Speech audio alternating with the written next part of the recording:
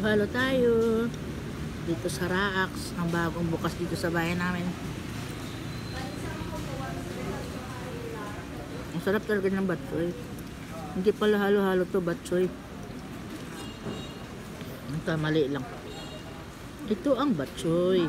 Ang sarap. Yan.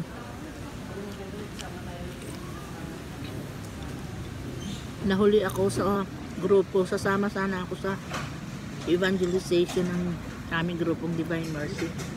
Naiwan ako.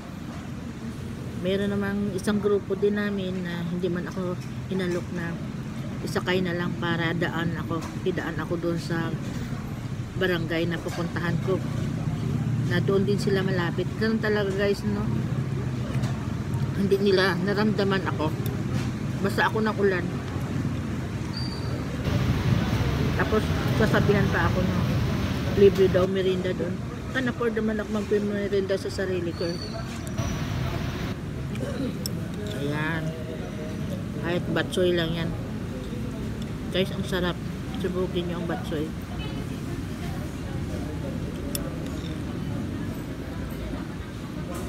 Ayan, nagsimba ako kaninang umaga.